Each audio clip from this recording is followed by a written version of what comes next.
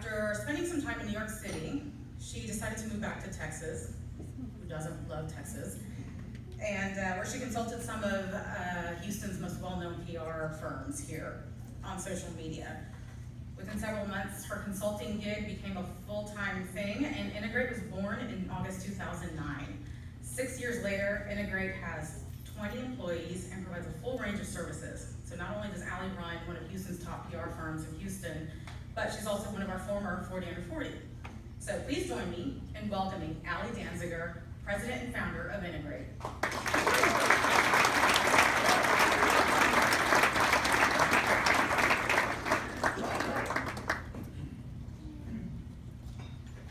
I'm even shorter. Good evening and congratulations to all of tonight's recipients. I went through the list of winners in preparation for tonight, and based on the amazing success you have all achieved, I have a feeling that I'm among several other type A's tonight. Generally speaking, I'm guessing you also like to be in control, to lead, can be competitive, and like me, have likely read Malcolm Gladwell's books in an attempt to stay up to date with the latest business trends and theories. For my fellow controllers out there, you've probably related to Gladwell's book, Outliers, and have done the math to see if you've yet hit your 10,000 hours in your respective fields. For those not familiar with Gladwell's 10,000 hour theory, he takes a look at experts in various industries, including Bill Gates, the Beatles, famous athletes, and in each instance proves that each individual, to obtain their success, there was some unique circumstance in their life that gave them the opportunity to achieve more than double the amount of practice than their peers. That practice equaled 10,000 hours. Well, I have to point out that while an impressive theory, Gladwell missed one important point. Sure, 10,000 hours honing your craft is great, but for most young business owners and professionals, we probably haven't yet had time to hit that 10,000 hour threshold. In lieu of time, we've had to rely on and leverage our personal networks to collectively hit those 10,000 hours. I've never had an official mentor. I've had countless people who have helped me along the way and who I know I wouldn't be here without. But as a business owner who, for better or worse, isn't great at turning it off, I try to treat the world as my mentor and learn from everything and everyone around me. Whenever I'm asked the most valuable business advice I've received, it's always very simple. Shut up and listen. My mom, who is in the audience tonight, is probably not very happy hearing that, as growing up, saying shut up was worse than any curse word you could possibly imagine. So put a bit more eloquently, rather than pretending to know what you're talking about, stop talking and observe what's around you. Sometimes the smartest person in a meeting is not the one who's talking the most, ensuring his or her point is heard, but rather the quiet one who is listening and asking the pointed questions. Slow down, listen, and observe the environment around you and take advantage of the resources already available to you. They can really be your greatest mentor. Watch TED videos on your iPad while getting dressed, or listen to the podcast in your car. There is so much inspiration there. Use the HBJ for the amazing resource that it is, and no, they didn't pay me to say that. Don't be afraid to ask your employees and team members the real questions you want answers to. Then sit back and actually hear what they have to say. Often you'll find that they'll not only tell you what they're thinking and feeling, they'll love you for asking. And my personal favorite, really hone in on your friends and family talking about their bosses and jobs. There is so much to learn from this. As an example, my husband, a fellow entrepreneur, uses his financial background and a very analytical mind to attack problems completely differently than I do. When comparing our days and what happened at each of our businesses, I hone in on how he gave the tough feedback to an employee or who their latest new targets are. And he offers lots of advice, sometimes more than I want, on profit margins and cash flows, resource allocation, and whatever else data-driven place he's pulling from. Clearly not the emotional side that I am. But as you can probably imagine, two passionate business owners, our dinner dates are likely a lot different than most, and I regularly wonder what the waiters think when my husband asks them for a pen and paper in the middle of dinner. Yes, this has happened more than once. But what I take most from these dates is less the specific advice he gives me and more on listening to how he approaches his own problems.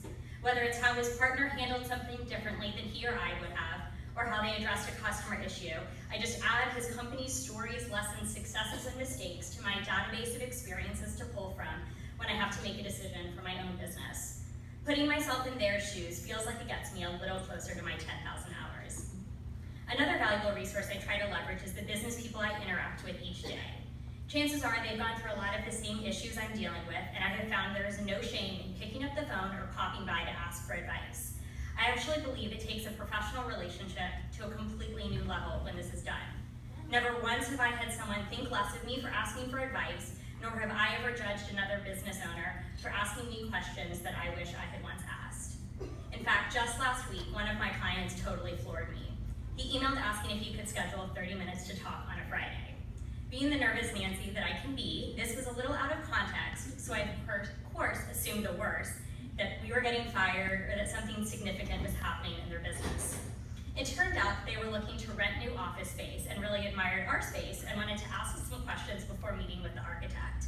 He had a list of questions prepared, ranging from how much space I really needed for the break room, to how I decided who got what offices, to which desks work best. Let me tell you, the hours I have wasted wandering around IKEA, building tiny floor plans in PowerPoint before rearranging desks, stressing about my office layout and how each person is perfectly positioned across from their counterpart, and then the thousands of dollars rewiring the internet when the original plans didn't work out.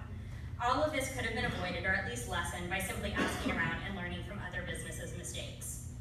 The client went into his meeting with his architect fully prepared, and I couldn't have been more impressed and in all honesty envious that I hadn't thought to use the resources around me when I faced a similar issue. We all make mistakes, that's how we learn, right? I have no doubt that you all, like me, as type A control freaks, we find it easy to beat ourselves up over even the smallest mistakes. Whether it's because we're moving too fast to take a step back and think big picture, or because we simply don't have the 10,000 hours of experience to rely on. We have to stop comparing ourselves to the Facebook-worthy version of other people's lives and businesses. I work in social media.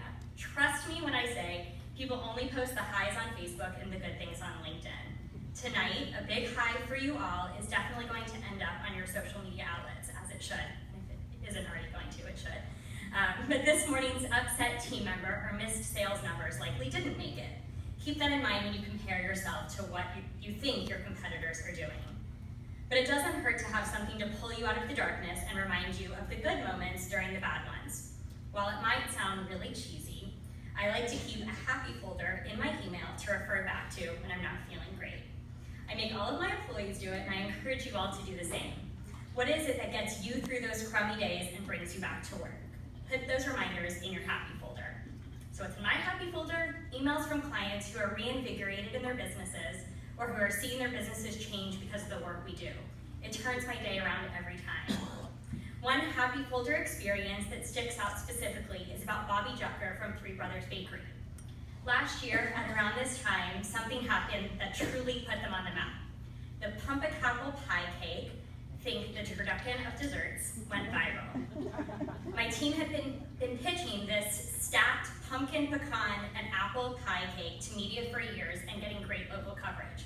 But last year, the pumpkin apple made its way to Saturday Night Live by poking fun of one Texas bakery that made a pie cake that was 2,000 calories per slice.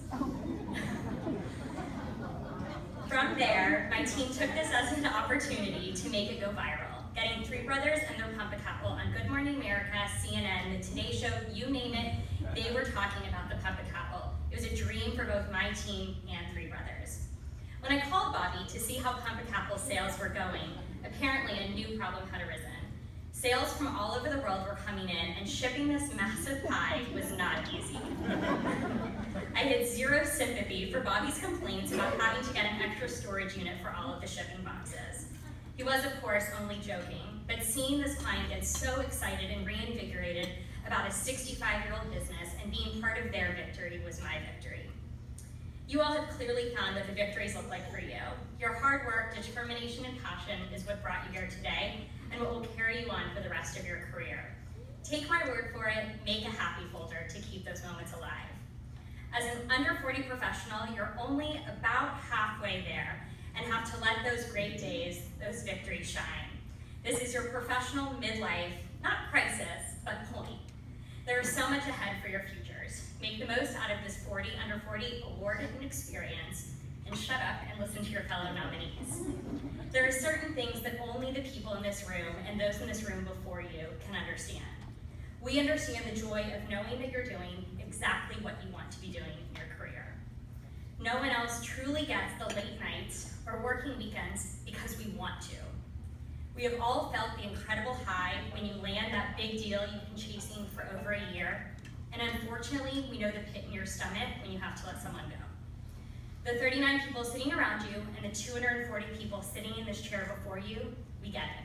After last year's 40 Under 40 awards, Candace Beek and I started talking about the amazing people who had won the award that night, as well as the incredible groups that had won in years past. After a few glasses of champagne, where all ideas begin, we started brainstorming opportunities for the alumni of this award to keep connecting. And 1 year later, I'm excited to tell you that this is in the works. I have met with the HBJ leadership, and they're very excited about the opportunities available for a 40 Under 40 alumni group. Personally, I'm thrilled by the potential to connect with an established group of people who have already been vetted by a very discerning group. So stay tuned for more details on this, and I hope you choose to make it a part of your experience. But in the meantime, connect with the 39 professionals around you who have made the mistakes you haven't made yet, soaked up the successes, and have lessons to share with you. No need to worry about having 10,000 hours on your own. If we can continue to take and learn from others around us, collectively, we have far surpassed our 10,000 hours. Congratulations, and have an awesome night.